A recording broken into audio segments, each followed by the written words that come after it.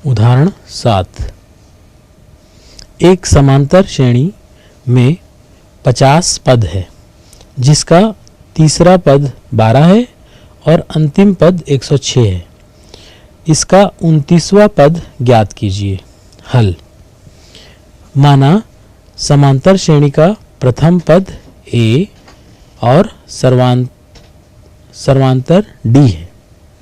तीसरा पद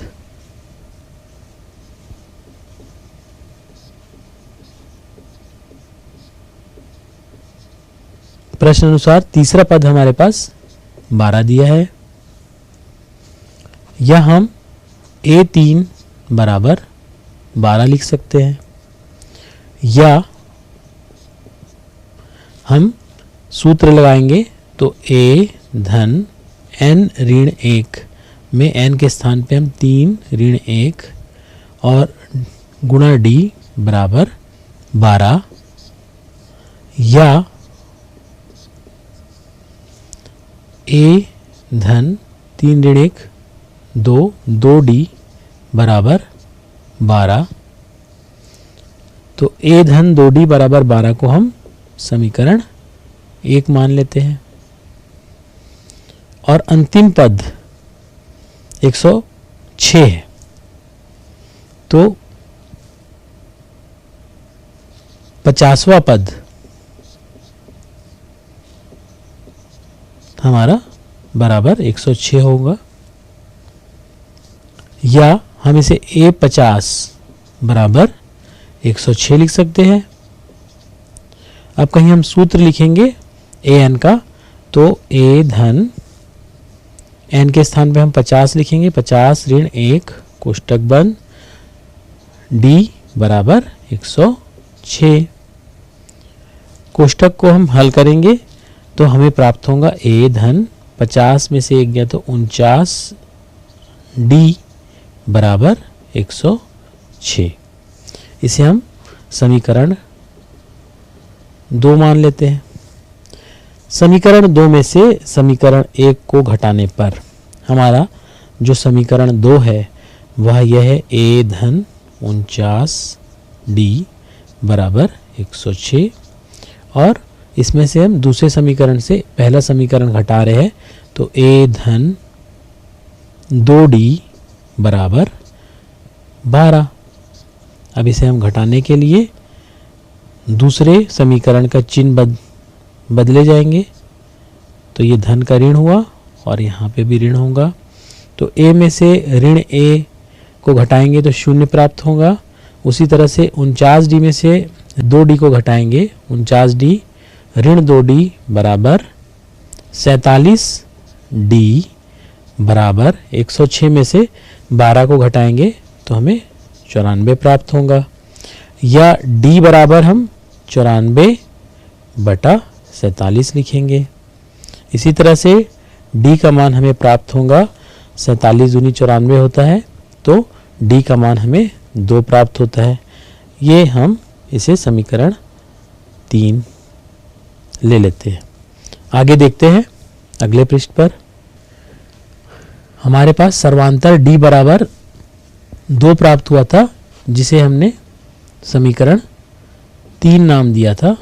अब समीकरण 3 से D का मान समीकरण 1 में रखने पर हमारा समीकरण 1 है A धन 2D बराबर 12। ये हमारा समीकरण 1 है। इस समीकरण 1 में हम D बराबर 2 रखेंगे समीकरण 3 से, तो यहाँ A धन 2 D के स्थान पर हम 2 लिखेंगे, इसे कोष्टक में लिखेंगे बराबर 12। या A धन 2 गुणा 2 4 बराबर 12। या A बराबर 12 ऋण 4। या A बराबर 8। 12 में से 4 को घटाए तो 8 मिला। ये हम समीकरण इसको समीकरण 4 दे देते हैं नाम। अब समांतर श्रेणी का 29वां पद हमें ज्ञात करना है, तो हम लिख लेते हैं समांतर श्रेणी का 29वां पद बराबर हमारे पास था a धन 29वां पद के लिए हम सूत्र लगाएंगे a धन n ऋण 1 गुणा d। तो n के स्थान पर हम 29 लिखेंगे क्योंकि हमें 29वें पद को ज्ञात करना है।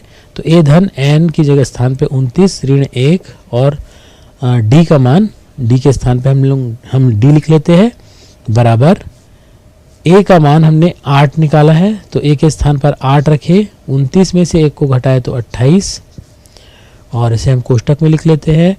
और d का मान हमें प्राप्त हुआ था 2, इसे कोष्टक में लिख लेते हैं बराबर 8 धन 28 गुणा 2 बराबर 56 बराबर 8 धन 56 बराबर 64।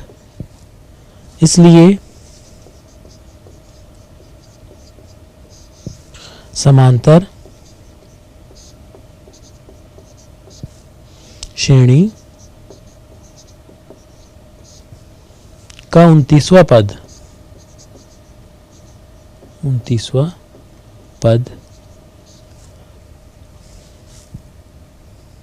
64 है। यह इस उदाहरण का हल होगा। तो हमें प्राप्त होता है 29वां पद 64। यह इस उदाहरण का हल होगा। करके देखें। पहला, एक समांतर श्रेणी में 50 पद हैं जिसका तीसरा पद 12 है और अंतिम पद 106 है। इस श्रेणी का 21वां पद ज्ञात कीजिए।